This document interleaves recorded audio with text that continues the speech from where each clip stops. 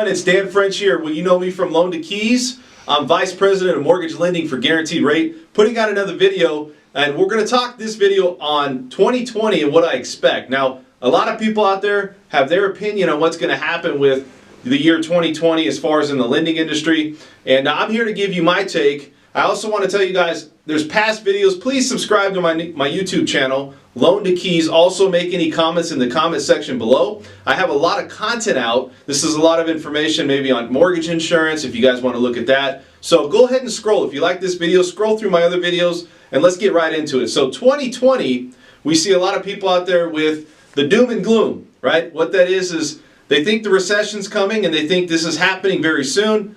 Everybody's going to wait and see and really anticipate that there's going to be another recession coming. And there might be a recession coming, okay? We don't know that, but it could happen. I'm sure there will be one.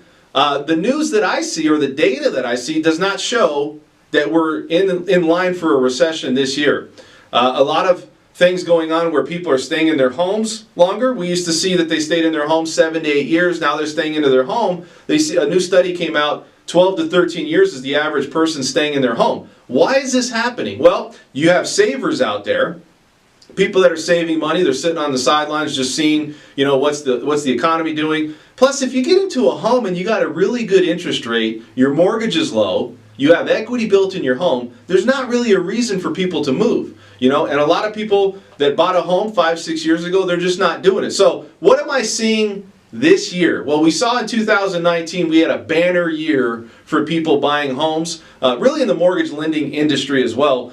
Altogether, real estate and financing both saw a banner year. I don't anticipate that we're going to have the same year as 2019, but I do see that we're going to continue that refinance boom from 2019 to 2020. So a lot of things dominating the news and the headlines in the markets. You see that we just had a situation back in Iraq where we bombed an Iranian leader. This obviously, you thought that the economy was going to slow down a little bit because people were going to be hesitant. It did for a quick, very short window. But I really feel like investors that are really controlling the markets for interest rates and for the bond market and the treasuries, you're starting to see a lot of maybe numbness when it comes to big news going on in the economy. And so past times that we saw something, we always talk about geopolitical news being something big, where if something did happen, you would see, everybody's going to pull their money out of the stock market, put it into the bond market, and rates are going to get better. And we're not seeing that. It's almost like the investors are numb to this news. You have things like Brexit. We have the trade talks still going on. You also have this whole impeachment thing with Trump. So there's a lot of news out there, and this is really dominating the headlines. But yet investors still seem like they want to invest their money. They're not too worried about it. It's just like, every day is the same. We're going to keep going down the same path, keep investing money, and there's no stop to this. So I do see, like I said, the refinance boom coming in. I think that, in my opinion, the inventory is going to be a little bit scarce. And what does that mean? It just means that builders are going to come in and they're going to start we're going to be relying on builders, the people out there buying homes, really going to be relying on builders to build homes. And the inventory is low because, like I said, there's savers out there, interest rates are low, and people just aren't moving from their houses. So let's wrap it all up. You look at problems out there. People see that, should I buy a house now? Is it a good time to buy a home? Is the increases in home, are we going to go through a recession? All of these things are people are just thinking about. And I always say this, if you have to rent, I'd rather invest my money and take a risk on buying a home than I would to rent, because you don't get a return on investment on renting. If you look at what's going to happen this year with rates, it's going to be pretty steady. I think rates are going to still hover. Right now they're hovering right around, high 3s, low 4s for the most part. You got 15 years out there that are maybe in the low 3s.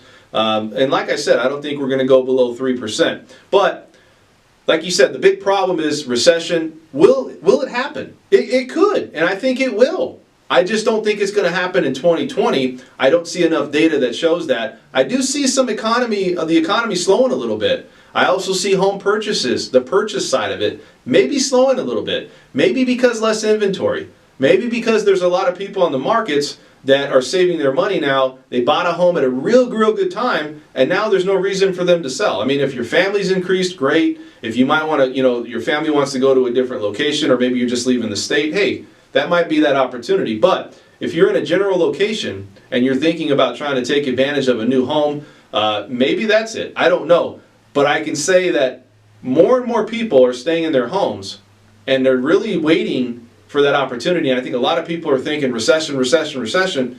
I just don't see it yet, guys. And I'm just going to tell you, I wouldn't wait. I would invest my money, because at least I can get a return on my investment. You got to, instead of paying rent, take that chance. There's nobody out there that thinks or knows that they're going to have a recession in the next 2 to 3 years. You know what? Look at Australia. Everybody says, well, we have to have one soon. What has it been, like 8, 9, 10 years that we've not had a recession? Australia went 28 years before they had a recession. So there is no, hey, this is something that's cyclical and it has to happen every 7, 8, 9 years. Nobody really knows. I really feel as long as consumer confidence is there, and as long as people can afford homes, and we have this dynamic where the average median, as far as wage earner or people out there that are earning, and they know that if they take their money that they're earning and they spend it and they can get that money back to keep making a payment with that consumer confidence, I really feel like people are going to continue to buy homes. We're not going to see a stagnation, and I'm going to tell you that I don't see a sign that says anything's going to stop. Like I said, it's going to slow a little bit this year. We might have a 1 to 2% growth, but it's not going to stop, and I really don't feel like we're going into recession. So if you guys have any questions, reach out to me directly. Comments in the comment section below. Look at my YouTube channel. Please subscribe. It helps me. I'm trying to help you guys out there become smarter shoppers. And again, we'll talk to you at the next video. This is our wrap-up of 2020, year 2020.